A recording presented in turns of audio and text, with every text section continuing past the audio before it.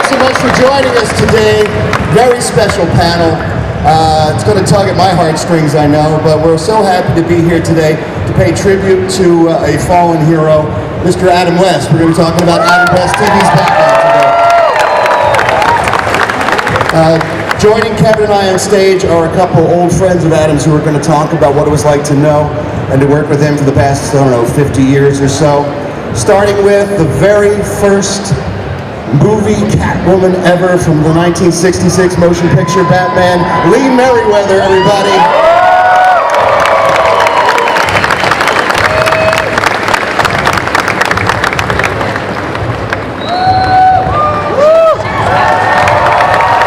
Everybody say hi to Lee.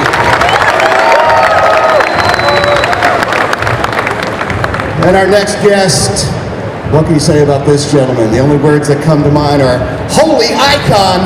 Here he is, the boy wonder himself, Mr. Burt Ward, ladies and gentlemen.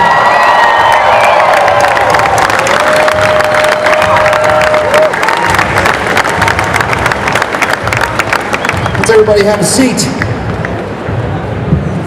Holy turnout! Now, folks out in the audience, how many people watched Batman 66, as they now call it? Wait for the question. Long after it was produced. The power of that show has traveled decades. There are shows that were made around the same time that simply can't be watched today. They don't really work. Batman still works, and it has everything to do with the folks behind the camera, the creative community, but especially the folks who are in front of the camera. And we've got two of them with us today, and we're going to talk to them about one of their friends who's not with us anymore. I was wondering, Burt, when was the first time you ever met Adam? The very first meeting, what was that first impression like for you guys? Well, this is in July of 1965, probably before everybody here was born. I had a screen test with Adam West. I was introduced to him. I met him, and we started talking about 15 minutes before the screen test. And in 5 minutes, this man had me laughing, and I haven't stopped laughing for more than 50 years. I mean, Adam was really, not only a great guy, and for all of you that loved him, he would want you not to mourn for him. He spent his whole life entertaining people. He wants everybody to be happy. But I got to tell you something. In my opinion, he's really the only Batman, right? He's the real one. Great actors that have done the movies, but when it comes to really Batman, that's my dear friend. Because I had sat in a chair, and I did. Yes, and I needed my lap like a cat, And so, thank heavens, by the time I got home, my agent had left a call. I thought, oh, okay. And I called him, and he says, "You've got the part. You're going into wardrobe tomorrow."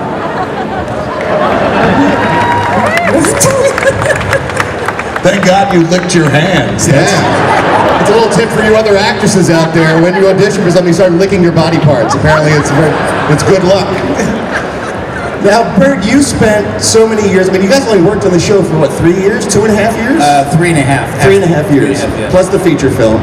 And then you guys are bonded together for the remainder of your lives as the dynamic duo, and you do cons like this, and you travel everywhere together. The friendship that was forged over those years must have been even stronger than working together, I would assume. Absolutely. Well, for Adam and I, not only did we work together during the week, 14-hour days on Batman, but because we were personal friends, and our families got along, that even on weekends, occasionally we would go out and play tennis, for example, and people would come to a public court and see us there and kind of look and say, "Oh my God, it's Batman and Robin playing tennis!" And we had a lot of fun, and of course, we've done lots of personal appearances. I've actually been to more than 7,000 personal appearances and signed more than 8.5 million autographs. And How did you figure that? You just one day did the math on it? you know, yeah, I sort of keep track. Rough, you know, you can only be within a couple of 100,000 here or there. But in any event, we really had a great time, Adam and I. And even this year, earlier this year in Dallas, 80,000 paid attendance to come see us. A few months before, Toronto, 160,000. You know, and I mean, I got to tell you, it is kind of mind-blowing. You know, even like we made an appearance in Las Vegas and we went through a casino and there's an 11.5-foot tall, one-armed bandit Batman with our photos like twice life-size. And they even have now a new pinball game out. I don't know if you've seen it, but it shines the bat signal on the ceiling. You know, you play Batman 66 pinball that both Adam and I recorded more than 300 lines that are on the pinball machine. So depending what happens, it's, you know, Batman or Robin speaking. I mean, so many people ask me, for example, well, you know, I see his persona on television, but what was he really like when he wasn't on television? And I can tell each and every one of you unequivocally that my dear friend Adam West was exactly the same off camera as he was on camera. He thought of himself bigger than life. I mean, he once told me that he really understood what it was like to play Batman after watching Charlton Heston play Moses and part the Red Sea. Adam had a great sense of humor. And he would, you know, I got to be friends with him for the last 15 years or so, working on Family Guy and spending time together. He enjoyed laughing and making people laugh more than anybody I knew. And he always loved to break you up with a joke. And I was wondering, when you were working together, was it hard to keep a straight face sometimes? Because I'm sure he was probably having fun with you guys on set as well. Well, it wasn't so much the straight face, is that Adam had you know, our show, I think what made Batman successful, and you guys are the fans, you would be able to tell even better than me, but we used to play with our audience. We used to say that we put on our tights to put on the world. And our scripts were written very straight for kids. We played it straight. I mean, and yet for the adults there was lots of double meanings and double insinuations and all this suggestiveness. So rather than crack us up in something funny like a comic would do, what made everybody's eyebrows raise is with his very suggestive things that he would say to people. I mean, we would go out and make appearances and maybe some young lady would come up and she was very cute and he'd say to her, "Would you like to touch my bat?" And he'd put his cowl forward and then, you know, maybe they'd kiss him on the cheek and he'd say, "Oh," you know, he says, "I'm beginning to feel strange stirrings in my utility belt." So he had this way of saying things that were incredibly suggestive and yet, you know, weren't raunchy or anything, but boy, it sure made your eyebrows raise. You could make that joke to your grandma and she'd be like, "Stop it." Again. And how great that we got one last performance from Adam as Batman in the new animated movie Batman vs. Two-Face. I don't know if you guys have seen that or not, from Warner Brothers Home Entertainment. It's a great, I think it's even better than the first one, quite I frankly. do too, and you know, we are so fortunate because the villain, Two-Face, is being portrayed by none other than William Shatner. So here you have the two most iconic TV shows in history, Batman and Star Trek, with the actors working together.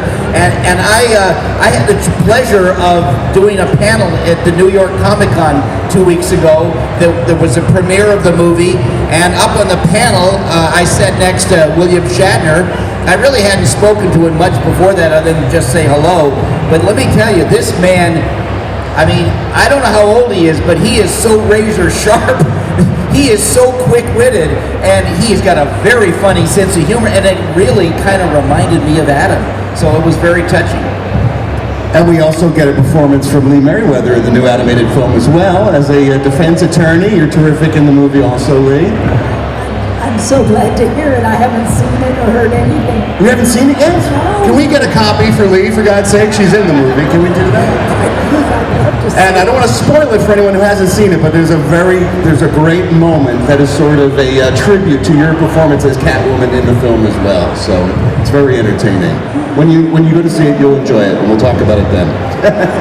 I want to take this moment, though, to shout out Burton, of course, the late, great Adam, because my morality came from watching that show. I was a little boy when I started watching, about 4 or 5, and it was in reruns, of course. I watched it on black and white TV with rabbit ears and tinfoil on it. And every day they'd run 2 episodes back to back, usually the first part and then the second part of the adventure. Sometimes they split them over days as well. And even though I'd seen every episode, I was like, no, will the giant crab eat him? Like, I knew it wasn't going to happen, but still. So I went to church. I was a Catholic school kid. I was an altar boy and stuff like that. But my morality didn't come from Jesus and the Bible. It came from watching you and Adam West. You guys taught me it was better to be good than to be bad. If you could help, do it. Like, and it was a world, nice. 2 characters that have all the means at their disposal to just like wrap themselves up in their own world and not deal with others. But instead, we're always like, how can we help Commissioner? I honestly feel that has a lot to do with who I became, who a lot of people became, because that was our first entree into the world of comic books and genre. That was my first Batman. Adam West and you were my first Batman and Robin, and I've loved all the incarnations of the characters, but you never forget your first. You guys kind of made me the person I am today, so thank you. Doesn't that show you that he has excellent taste? Yes.